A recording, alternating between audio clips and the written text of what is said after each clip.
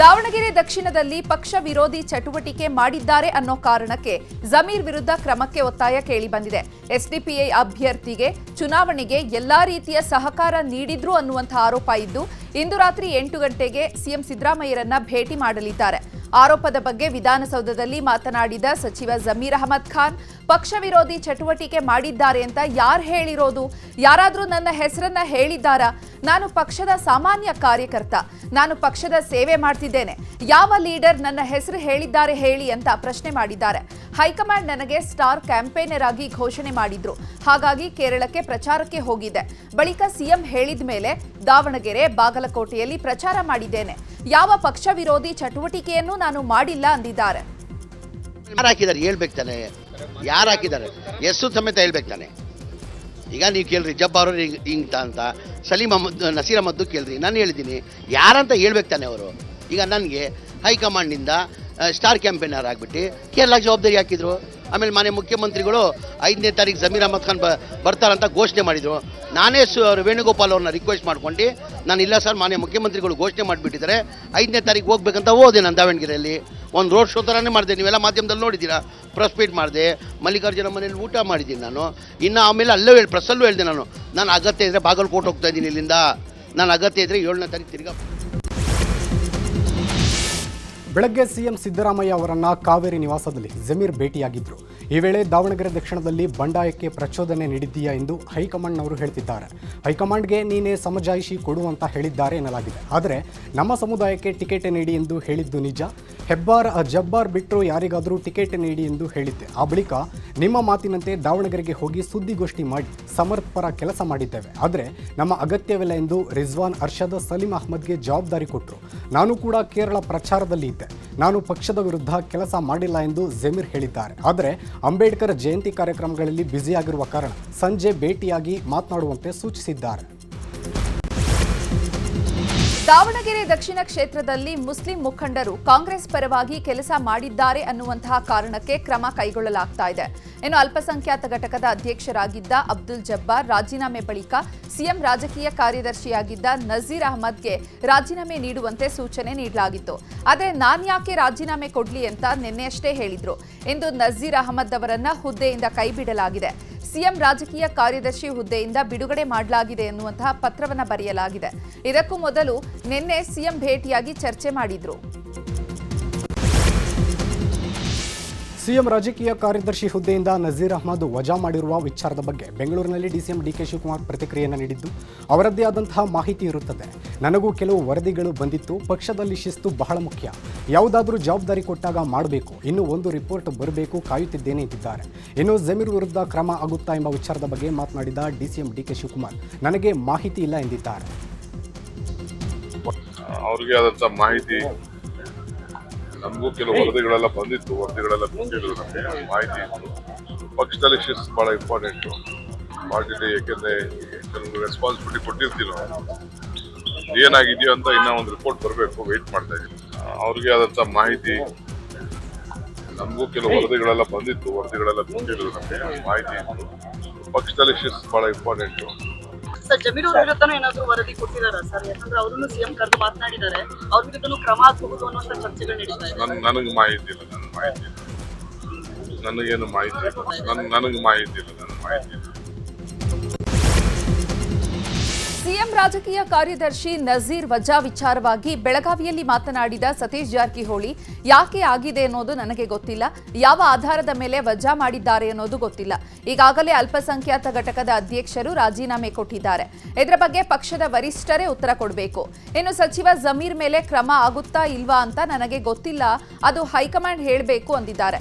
ಇನ್ನು ಇದೇ ವಿಚಾರವಾಗಿ ಶಾಸಕ ಆಸಿಫ್ ಸೇಠ್ ಕೂಡ ಪ್ರತಿಕ್ರಿಯಿಸಿದ್ದಾರೆ. ನೋಡೋಣ, ಅದು ಯಾಕೆ ಆಗ್ತದೆ ಗೊತ್ತಿಲ್ಲ, ಅದು ಯಾವ ಆಧಾರದ ಮೇಲೆ. ಸೊ ಈಗಾಗಲೇ ಅಧ್ಯಕ್ಷರು ರಾಜೀನಾಮೆ ಕೊಟ್ಟಿದ್ದಾರೆ. ಸೊ ಇವತ್ತೇನೋ ಕಾರ್ಯದರ್ಶಿ ಕೊಟ್ಟಿದ್ದಾರೆ ಕೇಳಿದ್ವಿ, ಪಕ್ಕ ಗೊತ್ತಿಲ್ಲ.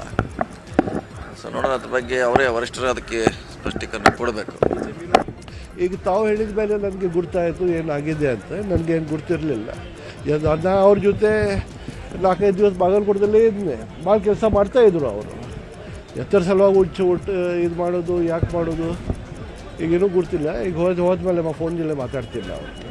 ಮಾತಾಡಿದ್ದಕ್ಕೆ ಚೆಕ್. ಸಿಎಂ ರಾಜಕೀಯ ಕಾರ್ಯದರ್ಶಿ ಸ್ಥಾನದಿಂದ ನಜೀರ್ ಅಹಮದ್ ಅವರನ್ನು ವಜಾ ಮಾಡಿದ ಹೈಕಮಾಂಡ್ ನಿರ್ಧಾರಕ್ಕೆ ಕೋಲಾರ ಜಿಲ್ಲೆ ಅಲ್ಪಸಂಖ್ಯಾತ ನಾಯಕರು ಆಕ್ರೋಶ ವ್ಯಕ್ತಪಡಿಸಿದ್ದಾರೆ. ಹಲವು ಮುಸ್ಲಿಂ ನಾಯಕರು ಸಾಮೂಹಿಕ ರಾಜೀನಾಮೆಗೆ ನಿರ್ಧಾರ ಕೈಗೊಂಡಿದ್ದಾರೆ. ಸರ್ಕಾರದ ನಾಮನಿರ್ದೇಶಿತ ಪ್ರಾಧಿಕಾರದ ಅಧ್ಯಕ್ಷ ಸ್ಥಾನಗಳಿಗೆ ರಾಜೀನಾಮೆ ನೀಡಲು ನಿರ್ಧಾರ ಮಾಡಿದ್ದಾರೆ. ಕಾಂಗ್ರೆಸ್ ಅಲ್ಪಸಂಖ್ಯಾತ ವಿಭಾಗದ ಹುದ್ದೆಗಳಿಗೂ ರಾಜೀನಾಮೆ ನೀಡಲು ತೀರ್ಮಾನಿಸಿದ್ದಾರೆ. ದಾವಣಗೆರೆ ಸೋಲು ಗೆಲುವಿನ ಲೆಕ್ಕಾಚಾರದ ಮಧ್ಯೆಯೇ ಸಮುದಾಯದ ಸಿಟ್ಟು ಕೂಡ ಎದ್ದಿದೆ. ಜಮೀರ್ ಅಹಮದ್ ಖಾನ್ ಮತ್ತು ಟೀಂ ವಿರುದ್ಧ ಹಿರಿಯ ಶಾಸಕರು ಅಸಮಾಧಾನ ವ್ಯಕ್ತಪಡಿಸಿದ್ದಾರೆ. ಮೈಸೂರಿನಲ್ಲಿ ಮಾತನಾಡಿದ ತನ್ವೀರ್ ಸೇಠ್, ಟಿಕೆಟ್ ಕೇಳಿದ್ದು ತಪ್ಪಲ್ಲ, ಸಿಗದೇ ಇದ್ದರೆ ದ್ವೇಷ ಸಾಧಿಸೋದು ತಪ್ಪು. ಗೊಂದಲ ಸೃಷ್ಟಿಸಿರೋದ್ರಿಂದ ಮತಗಳ ಕ್ರೋಢೀಕರಣಕ್ಕೆ ಧಕ್ಕೆ ಆಗುತ್ತೆ ಎಂದಿದ್ದಾರೆ. ನೋಡಿ, ನನಗೆ ನನ್ನ ತೂಕ ಏನು ಅಂತ ನನಗೆ ಗೊತ್ತು. ನಾನು ಯಾರಿಗೋ ಹೋಗಿ ಕಾಡಿಬೇಡಿ ತಗೊಳ್ಳೋನಲ್ಲ. ಅವಕಾಶ ಸಿಕ್ಕಿದಾಗ ಬರುತ್ತೆ. ಶಾಸಕನಾಗಿದ್ದೀನಿ, ಅವಕಾಶ ನನಗೆ ಜನ ನನಗೆ ಕೊಟ್ಟಿದ್ದಾರೆ. ಅವ್ರು ಸೇವೆ ಮಾಡೋಕ್ಕೆ ನಾನು ಅಧಿಕಾರದಲ್ಲಿ ಸಚಿವನಾಗೇ ಸೇವೆ ಮಾಡಬೇಕು ಅನ್ನೋದಲ್ಲ, ನಾನು ಮಾಡ್ತಾಯಿದ್ದೆ. ಪಕ್ಷದ ವರಿಷ್ಠರಿಗೆ ಕರ್ನಾಟಕದ ವಿದ್ಯಮಾನಗಳು ಗೊತ್ತಿದೆ. ಈಗಾಗಲೇ ಅನೇಕ ವೇದಿಕೆಗಳಲ್ಲಿ ಚರ್ಚೆ ಆಗಿದೆ. ಸಚಿವ ಸಂಪುಟ ಶೀಘ್ರದಲ್ಲೇ ಪುನರ್ರಚನೆ ಆಗುವಂಥದ್ದಕ್ಕೆ ಎಲ್ಲ ಸಿದ್ಧತೆ ಮಾಡಿಕೊಂಡಿದ್ದಾರೆ. ಹಾಗಾಗಿ ಈ ಚುನಾವಣೆಗಳು ಬಂದ ಪರಿಣಾಮವಾಗಿ ಏನೂ ಆಗಿಲ್ಲ. ಮೇ 4ರ ನಂತರ ಸಚಿವ ಸಂಪುಟಕ್ಕೆ ಒಂದು ಮೇಜರ್ ಸರ್ಜರಿ ಮಾಡೋಕ್ಕೆ. ದಾವಣಗೆರೆ ದಕ್ಷಿಣ ಉಪಚುನಾವಣೆಯಲ್ಲಿ ಎಸ್ಡಿಪಿಐಗೆ ಸಚಿವ ಜಮೀರ್ ಫಂಡಿಂಗ್ ಮಾಡಿರೋ ಆರೋಪದ ಬಗ್ಗೆ ಮಂಗಳೂರಿನಲ್ಲಿ ಎಸ್ಡಿಪಿಐ ರಾಜ್ಯಾಧ್ಯಕ್ಷ ಅಬ್ದುಲ್ ಮಜೀದ್ ಮಾತನಾಡಿದ್ದಾರೆ. ಜಮೀರ್ ಅಹಮದ್ ಒಂದು ರಾಜಕೀಯ ಪಕ್ಷದಿಂದ ಆಯ್ಕೆಯಾಗಿ ಮಂತ್ರಿಯಾಗಿದ್ದಾರೆ. ಅವರು ನಮಗೆ ಯಾಕೆ ಫಂಡಿಂಗ್ ಮಾಡ್ತಾರೆ? ನಾವು ಕ್ರೌಡ್ ಆಫ್ ಫಂಡಿಂಗ್ ಮೂಲಕ ಚುನಾವಣೆ ನಡೆಸೋದು. ನಮಗೆ ನಮ್ಮ ಕಾರ್ಯಕರ್ತರು ಹಣ ಕೊಡ್ತಾರೆ. ಜನ ನಮಗೆ ನೋಟು ಕೊಟ್ಟಿದ್ದಾರೆ, ವೋಟು ಕೊಟ್ಟಿದ್ದಾರೆ ಅಂತ ಹೇಳಿದ್ದಾರೆ. ರಾಜಕೀಯ ಸುದ್ದಿಗಳನ್ನು ನೋಡೋಣ. ಸಚಿವ ಸಂಪುಟ ಪುನರ್ರಚನೆಗೆ ಆಗ್ರಹ ಮಾಡಲು ದೆಹಲಿಗೆ ತೆರಳಿದ್ದ ಕಾಂಗ್ರೆಸ್ನ ಹಿರಿಯ ಶಾಸಕರಿಗೆ ನಿರಾಸೆಯಾಗಿದೆ. ಎಐಸಿಸಿ ಅಧ್ಯಕ್ಷ ಮಲ್ಲಿಕಾರ್ಜುನ ಖರ್ಗೆ ಅವರಿಂದ ಸ್ಪಷ್ಟ ಭರವಸೆ ಸಿಕ್ಕಿಲ್ಲ. ಮಂತ್ರಿ ಸ್ಥಾನ ಕೇಳಿಕೊಂಡು ದೆಹಲಿಗೆ ಹೋದವರಿಗೆ ಖರ್ಗೆ ಶಾಕ್ ಕೊಟ್ಟಿದ್ದು, ಈಗ ಯಾಕೆ ಬಂದ್ರಿ, 5 ರಾಜ್ಯಗಳ ಚುನಾವಣೆ ಮುಗೀಲಿ, ಆಮೇಲೆ ನೋಡೋಣ ಅಂತ ಅಷ್ಟೇ ಹೇಳಿ ವಾಪಸ್ ಕಳಿಸಿದ್ದಾರೆ. ಮಲ್ಲಿಕಾರ್ಜುನ ಖರ್ಗೆ ಮಾತಿನಿಂದ ಪೆಚ್ಚು ಮೊರೆ ಹಾಕೊಂಡು ವಾಪಸ್ ಬರುವಂತಾಗಿದೆ. ಕಾಂಗ್ರೆಸ್ ಸರ್ಕಾರಕ್ಕೆ ಮಾನ ಮರ್ಯಾದೆ ಅರ್ಥವೇ ಗೊತ್ತಿಲ್ಲ ಎಂದು ಬಿಜೆಪಿ ರಾಜ್ಯಾಧ್ಯಕ್ಷ ಬಿವೈ ವಿಜಯೇಂದ್ರ ವಾಗ್ದಾಳಿ ಮಾಡಿದ್ದಾರೆ. ಶಿವಮೊಗ್ಗದಲ್ಲಿ ಮಾತನಾಡಿದ ವಿಜಯೇಂದ್ರ, ಆಡಳಿತ ಯಂತ್ರ ಈಗ ಸಂಪೂರ್ಣವಾಗಿ ಕುಸಿದು ಬಿದ್ದಿದೆ ಎಂದು ಸರ್ಕಾರದ ವಿರುದ್ಧ ಕಿಡಿಕಾರಿದ್ದಾರೆ. 30 ಶಾಸಕರು ದೆಹಲಿಗೆ ಹೋಗಿ ಕುಳಿತು ಲಾಬಿ ಮಾಡುತ್ತಿದ್ದಾರೆ. ಮುಖ್ಯಮಂತ್ರಿಯ ಕುರ್ಚಿಗಾಗಿ ನಡೆಯುತ್ತಿರುವ ಬಡಿದಾಟದಿಂದ ಆಡಳಿತ ಯಂತ್ರ ಸಂಪೂರ್ಣವಾಗಿ ಕುಸಿದಿದೆ. ಬೆಂಗಳೂರು ಸಂಪೂರ್ಣವಾಗಿ ಬಣಗುಡುತ್ತಿದೆ. ಸಿಎಂ ಡಿಸಿಎಂ ನಡುವೆ ಬಡಿದಾಟ ಹೆಚ್ಚಾಗಿದೆ. ಇಬ್ಬರ ಬಡಿದಾಟದಲ್ಲಿ ಜನ ಕಷ್ಟ ಅನುಭವಿಸುತ್ತಿದ್ದಾರೆ ಅಂತ ಹೇಳಿದ್ದಾರೆ. ಕಾಂಗ್ರೆಸ್ ಶಾಸಕರಿಂದ ಸಚಿವ ಸ್ಥಾನ ಬೇಡಿಕೆ ವಿಚಾರದ ಬಗ್ಗೆ ಮಾತನಾಡಿದ ಗೃಹ ಸಚಿವ ಪರಮೇಶ್ವರ್, 2 ಬಾರಿ 3 ಬಾರಿ ಗೆದ್ದ ಶಾಸಕರು ಸಚಿವ ಸ್ಥಾನ ಕೇಳೋದು ಸಹಜ. ಹೈಕಮಾಂಡ್ ಬಳಿ ತಮ್ಮ ಅಹವಾಲು ಹೇಳಿಕೊಂಡಿದ್ದಾರೆ. ಅದರಲ್ಲಿ ತಪ್ಪಿಲ್ಲ. ಮುಂದಿನ ತೀರ್ಮಾನ ಹೈಕಮಾಂಡ್ ತೆಗೆದುಕೊಳ್ಳುತ್ತದೆ ಎಂದಿದ್ದಾರೆ. ಕಾಂಗ್ರೆಸ್ ಶಾಸಕರ ದೆಹಲಿ ಪರೇಡ್ ವಿಚಾರದ ಬಗ್ಗೆ ಮಾತನಾಡಿದ ಸಂಸದ ಬಸವರಾಜ ಬೊಮ್ಮಾಯಿ, ಸಿಎಂ ತಮ್ಮ ಸಚಿವ ಸಂಪುಟ ಸದಸ್ಯರ ಮೇಲೆ ಮತ್ತು ಶಾಸಕರ ಮೇಲೆ ಹಿಡಿತ ಕಳೆದುಕೊಂಡಿದ್ದಾರೆ. ಇದರ ಹಿಂದೆ ಮುಖ್ಯಮಂತ್ರಿಗಳೇ ಇದ್ದಾರೆ ಅನ್ನಿಸ್ತಾ ಇದೆ. ಯಾಕಂದ್ರೆ ಉಪಮುಖ್ಯಮಂತ್ರಿಗಳು ಶಾಸಕರಿಗೆ ವಾರ್ನಿಂಗ್ ನೀಡುತ್ತಿದ್ದಾರೆ.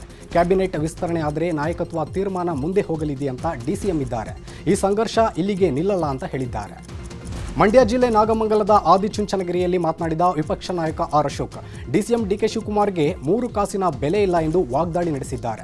ಡಿಸಿಎಂ ಡೆಡ್ಲೈನ್ಗಳಿಗೆ ಬೆಲೆ ಇಲ್ಲದಂತಾಗಿದ್ದು, ಡೆಡ್ಲೈನ್ ಎಕ್ಸ್ಪೈರಿ ಆಗಿದೆ. ಖರ್ಗೆ ಮನೆಗೆ ಡಿಕೆ ಶಿವಕುಮಾರ್ ಹೋಗಿ ಸಿಎಂ ಮಾಡ್ತಿರೋ ಇಲ್ವೋ ಅಂತ ಗಲಾಟೆ ಮಾಡಿದ್ದಾರೆ. 2 ವರ್ಷದಿಂದ ಕಾಂಗ್ರೆಸ್ ಪಕ್ಷ ಸತ್ತು ಹೋಗಿದ್ದು ಬರೀ ಆಂತರಿಕ ಜಗಳ ಅಷ್ಟೇ ನಡೆಯುತ್ತಿದೆ. ಡಿಕೆ ಶಿವಕುಮಾರ್ ಬೆದರಿಕೆಗೆ ಜಗ್ಗದೆ ಶಾಸಕರು ದೆಹಲಿಗೆ ಹೋಗಿದ್ದಾರೆ ಅಂತ ವಾಗ್ದಾಳಿ ನಡೆಸಿದ್ದಾರೆ. ರಾಜ್ಯದಲ್ಲಿ ಖಾಲಿ ಇರುವ ಸರ್ಕಾರಿ ಉದ್ಯೋಗಗಳ ಭರ್ತಿ ವಿಚಾರವಾಗಿ ಕೇಂದ್ರ ಸಚಿವ ಕುಮಾರಸ್ವಾಮಿ ಮಾತನಾಡಿದ್ದಾರೆ. ಖಾಲಿ ಹುದ್ದೆ ಭರ್ತಿಗೆ ಆಗ್ರಹಿಸಿ ಉದ್ಯೋಗಾಕಾಂಕ್ಷಿಗಳು ಪ್ರತಿಭಟನೆ ಮಾಡ್ತಾ ಇರೋ ಬಗ್ಗೆ ಪ್ರತಿಕ್ರಿಯೆ ನೀಡಿದ್ದು, ಈ ಸರ್ಕಾರದ ವಿರುದ್ಧ ಬೀದಿಗಿಳಿದು ಹೋರಾಟ ಮಾಡಿ ಅಂತ ನಿರುದ್ಯೋಗ ಯುವಕರಿಗೆ ಎಚ್ಡಿಕೆ ಕರೆ ನೀಡಿದ್ದಾರೆ. ಈ ಸರ್ಕಾರದ ವಿರುದ್ಧ ಬೀದಿಗಿಳಿದು ಹೋರಾಟ ಮಾಡಿ, ಪೊಲೀಸ್ ಕೇಸ್ಗಳಿಗೆಲ್ಲ ಹೆದರಬೇಡಿ, ಕೇಸ್ಗಳನ್ನು ಕಿತ್ತು ಹಾಕುವುದು ನಮ್ಮ ಜವಾಬ್ದಾರಿ ಎಂದಿದ್ದಾರೆ. ಇಂಥ ಕೆಟ್ಟ ಸರ್ಕಾರದ ವಿರುದ್ಧ ಇಡೀ ರಾಜ್ಯದಲ್ಲಿ ಹೋರಾಟ ಮಾಡಬೇಕು, ಧಾರವಾಡದಲ್ಲಿ ಮಾತ್ರ ಹೋರಾಟ ಮಾಡುವುದಲ್ಲ ಅಂದಿದ್ದಾರೆ. ಇದೀಗ ರಾಜ್ಯದ ಸುದ್ದಿಗಳನ್ನು ನೋಡ್ತಾ ಹೋಗೋಣ.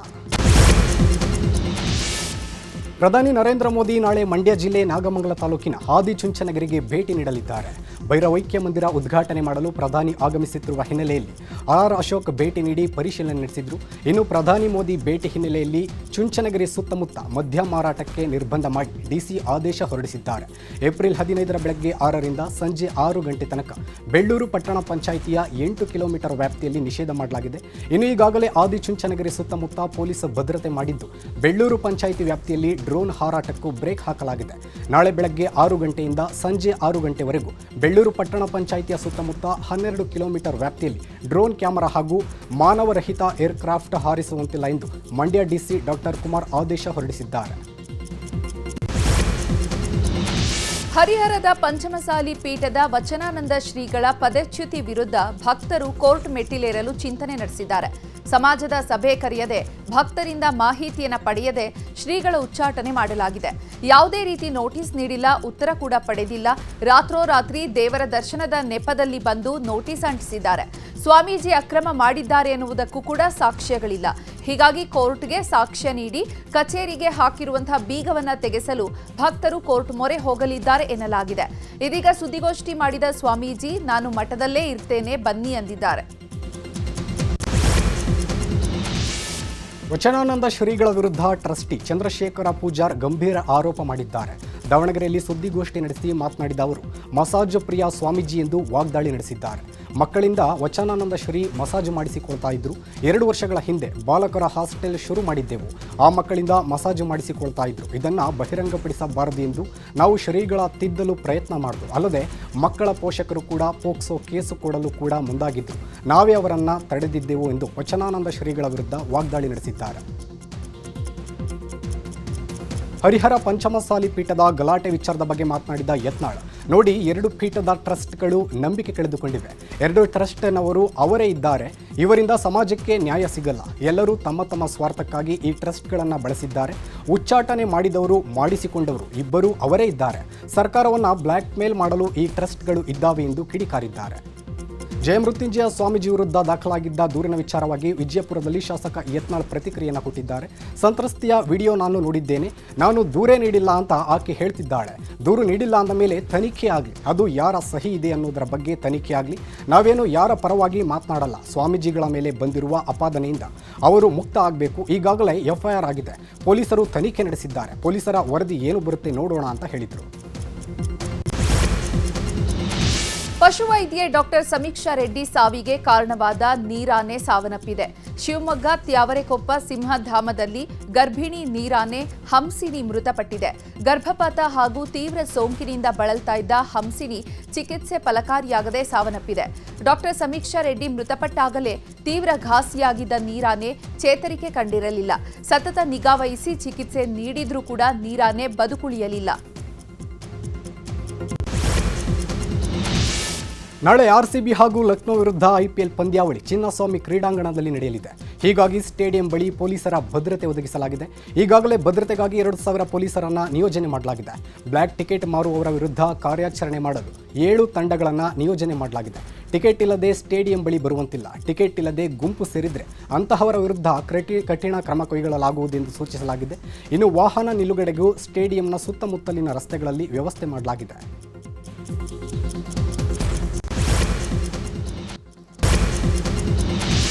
ವಿಜಯಪುರದಲ್ಲೊಂದು ವಿಚಿತ್ರ ಅಮಾನವೀಯ ಘಟನೆ ನಡೆದಿದೆ. ಮಗ ನೋಡಲು ನಿನ್ನಂತೆ ಕಾಣ್ತಿಲ್ಲ ಎಂದು ಯಾರೋ ಛೇಡಿಸಿದರು ಅನ್ನೋ ಕಾರಣಕ್ಕೆ ಮಗನನ್ನ ತಂದೆಯೇ ಕೊಲೆ ಮಾಡಿರುವ ಘಟನೆ ನಡೆದಿದೆ.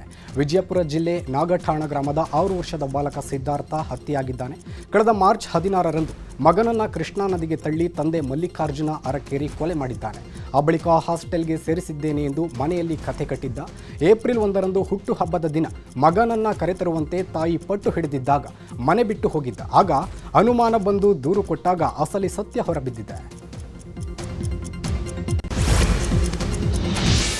ಮನೆಗೆ ನುಗ್ಗಿ 10,80,000 ಬೆಲೆ ಬಾಳುವ ಚಿನ್ನಾಭರಣ ಕಳವು ಮಾಡಿರುವ ಘಟನೆ ಚಿಕ್ಕಬಳ್ಳಾಪುರದ ಚಿಂತಾಮಣಿ ನಗರದ ಕನ್ನಂಪಲ್ಲಿ ಬಡಾವಣೆಯಲ್ಲಿ ನಡೆದಿದೆ. ಪಶುವೈದ್ಯ ಮನೋಜ್ ಅವರ ಮನೆಯಲ್ಲಿದ್ದ 137 ಗ್ರಾಂ ಚಿನ್ನ, 750 ಗ್ರಾಂ ಬೆಳ್ಳಿ, 60,000 ನಗದು ಕಳವು ಮಾಡಲಾಗಿದೆ. ಮನೆಯಲ್ಲಿ ಯಾರೂ ಇಲ್ಲದ ವೇಳೆ ಬೀಗ ಒಡೆದು ಕಳ್ಳತನ ಮಾಡಲಾಗಿದೆ. ಸ್ಥಳಕ್ಕೆ ಡಿವೈಎಸ್ಪಿ ಹಾಗೂ ಗ್ರಾಮಾಂತರ ಠಾಣೆಯ ಪೊಲೀಸರು ಭೇಟಿ ನೀಡಿ ಪರಿಶೀಲನೆ ನಡೆಸಿದ್ದಾರೆ. ಇನ್ನು ಕದ್ದ ಒಡವೆ ಖರೀದಿ ಮಾಡಿದ್ದ ಖತರ್ನಾಕ್ ಮಹಿಳೆಯನ್ನ ಆರ್ಟಿ ನಗರ ಪೊಲೀಸರು ಅರೆಸ್ಟ್ ಮಾಡಿದ್ದಾರೆ. ತಬಸ್ಸುಮ್ ಮುದಾಸಿರ್ ಎಂಬುವರನ್ನ ಬಂಧಿಸಲಾಗಿದ್ದು, ಆರೋಪಿಗಳಿಂದ 10.55 ಲಕ್ಷ ಮೌಲ್ಯದ 75 ಗ್ರಾಂ ಚಿನ್ನಾಭರಣವನ್ನು ವಶಕ್ಕೆ ಪಡೆಯಲಾಗಿದೆ. ತುಮಕೂರು ಜಿಲ್ಲೆ ಶಿರಾ ತಾಲೂಕಿನ ತಾವರೆಕೆರೆ ಬಳಿಯ ದ್ವಾರಾಳು ಬ್ರಿಡ್ಜ್ ಮೇಲೆ ಕ್ಯಾಂಟರ್ಗೆ ಸಾರಿಗೆ ಬಸ್ ಡಿಕ್ಕಿ ಹೊಡೆದು ಇಬ್ಬರು ಸಾವನ್ನಪ್ಪಿದ್ದು, ಹಲವರು ಗಾಯಗೊಂಡಿದ್ದಾರೆ. ವೇಗವಾಗಿ ತೆರಳುತ್ತಾ ಇದ್ದ ಕ್ಯಾಂಟರ್ ಟೈರ್ ಸ್ಫೋಟಗೊಂಡಿದ್ದು, ಹಿಂದಿನಿಂದ ಬರ್ತಾ ಇದ್ದ ಬಸ್ ಕ್ಯಾಂಟರ್ಗೆ ಡಿಕ್ಕಿ ಹೊಡೆದಿದೆ. ಈ ಘಟನೆಯಲ್ಲಿ ಇಬ್ಬರು ಸಾವನ್ನಪ್ಪಿದ್ದು, ಹಲವರು ಗಂಭೀರವಾಗಿ ಗಾಯಗೊಂಡಿದ್ದಾರೆ. ಚಾಲಕ 40 ವರ್ಷದ ಶ್ರೀಕಾಂತ್ ಮತ್ತು ಹಿರಿಯೂರು ಮೂಲದ ರೇಣುಕಮ್ಮ ಎನ್ನುವವರು ಸಾವನ್ನಪ್ಪಿದ್ದಾರೆ. ಗಾಯಗೊಂಡವರನ್ನ ಆಸ್ಪತ್ರೆಗೆ ದಾಖಲಿಸಲಾಗಿದ್ದು, ಶಿರಾ ಮಾಜಿ ಶಾಸಕ ಡಾಕ್ಟರ್ ರಾಜೇಶ್ ಗೌಡ ಭೇಟಿ ನೀಡಿ ಗಾಯಾಳುಗಳ ಆರೋಗ್ಯ ವಿಚಾರಿಸಿದ್ದಾರೆ.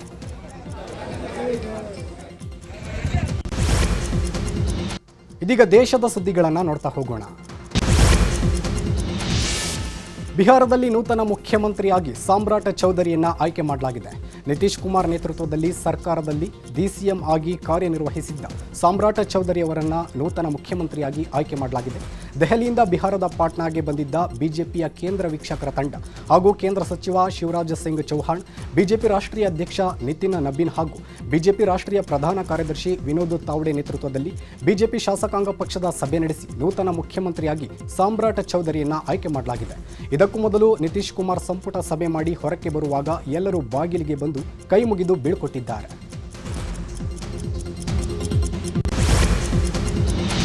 ತಮಿಳುನಾಡಿನಲ್ಲಿ ಜೆಪಿ ನಡ್ಡಾ ನೇತೃತ್ವದಲ್ಲಿ ಬಿಜೆಪಿ ಚುನಾವಣಾ ಪ್ರಣಾಳಿಕೆ ಬಿಡುಗಡೆ ಮಾಡಲಾಗಿದೆ. ಪ್ರಣಾಳಿಕೆಯಲ್ಲಿ ಭರ್ಜರಿ ಭರವಸೆಗಳನ್ನು ನೀಡಲಾಗಿದ್ದು, ಮಹಿಳಾ ಕುಟುಂಬದ ಮುಖ್ಯಸ್ಥರಿಗೆ ತಿಂಗಳಿಗೆ 2,000 ರೂಪಾಯಿ, ವರ್ಷಕ್ಕೆ 10,000 ರೂಪಾಯಿ ಮತ್ತು 3 ಉಚಿತ ಎಲ್ಪಿಜಿ ಸಿಲಿಂಡರ್ ಘೋಷಣೆ ಮಾಡಿದ್ದಾರೆ. ಜೊತೆಗೆ ಮಹಿಳಾ ಸ್ವಸಹಾಯ ಸಂಘಗಳಿಗೆ 50 ಲಕ್ಷ ರೂಪಾಯಿ ಬಡ್ಡಿ ರಹಿತ ಸಾಲ ನೀಡಲಾಗುವುದು ಅಂತ ಘೋಷಣೆ ಮಾಡಿದ್ದಾರೆ. ಬಳಿಕ ಮಾತನಾಡಿದ ಜೆಪಿ ನಡ್ಡಾ ಡಿಎಂಕೆ ಪಕ್ಷದ ವಿರುದ್ಧ ವಾಗ್ದಾಳಿ ನಡೆಸಿದ್ದಾರೆ. ಡಿಎಂಕೆ ವಂಶ ಪಾರಂಪರ್ಯ ಪಕ್ಷವಾಗಿದ್ದು ಕಿಕ್ಬ್ಯಾಕ್ ಪಾರ್ಟಿ ಅಂತ ಕಿಡಿಕಾರಿದ್ದಾರೆ. ತಮಿಳುನಾಡಿನಲ್ಲಿ ವಿಧಾನಸಭೆ ಚುನಾವಣಾ ಅಖಾಡ ರಂಗೇರಿದೆ. ಉಭಯ ಪಕ್ಷದ ನಾಯಕರು ಅಬ್ಬರದ ಮತಪ್ರಚಾರದಲ್ಲಿ ನಿರತರಾಗಿದ್ದಾರೆ. ತಮಿಳುನಾಡಿನ ತಿರುಪ್ಪೂರಿನಲ್ಲಿ ಟಿವಿಕೆ ಮುಖ್ಯಸ್ಥ ದಳಪತಿ ವಿಜಯ್ ಪ್ರಚಾರ ಮಾಡಿದ್ದು, ಪಕ್ಷದ ಕಾರ್ಯಸೂಚಿಗಳನ್ನು ಜನರಿಗೆ ತಿಳಿಸಿದ್ದಾರೆ. ನೇಕಾರರ ಕುಟುಂಬಗಳ ಖಾತೆಗೆ 30,000 ಹಣ ಹಾಕುತ್ತೇವೆ, ಎಲ್ಲ ನೇಕಾರರಿಗೆ 10 ಲಕ್ಷ ವಿಮೆ ಕೊಡುವುದಾಗಿ ಘೋಷಿಸಿದ್ದಾರೆ. ಅಷ್ಟೇ ಅಲ್ಲದೆ ರೈತರ ಕಲ್ಯಾಣಕ್ಕಾಗಿ ಕೃಷಿ ಸಾಲಗಳನ್ನು ಮನ್ನಾ, ಎಲ್ಲ ಸರ್ಕಾರಿ ಅಧಿಕಾರಿಗಳ ವರ್ಗಾವಣೆಯನ್ನು ಪಾರದರ್ಶಕವಾಗಿ ಮಾಡಲಾಗುತ್ತದೆ ಅಂತ ಹೇಳಿದ್ದಾರೆ.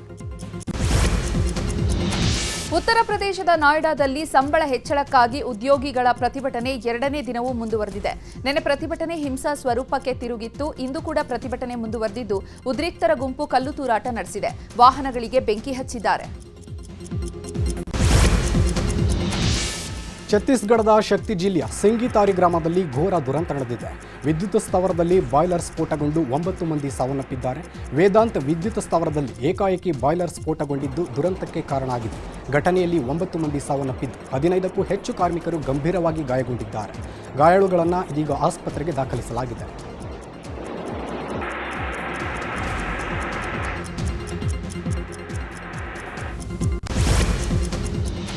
ವಿದೇಶದ ಸುದ್ದಿಗಳನ್ನು ನೋಡೋಣ. ಮಧ್ಯಪ್ರಾಚ್ಯದ ಯುದ್ಧ ಸಂಘರ್ಷ ನಿಲ್ಲುವ ಲಕ್ಷಣ ಕಾಣ್ತಿಲ್ಲ.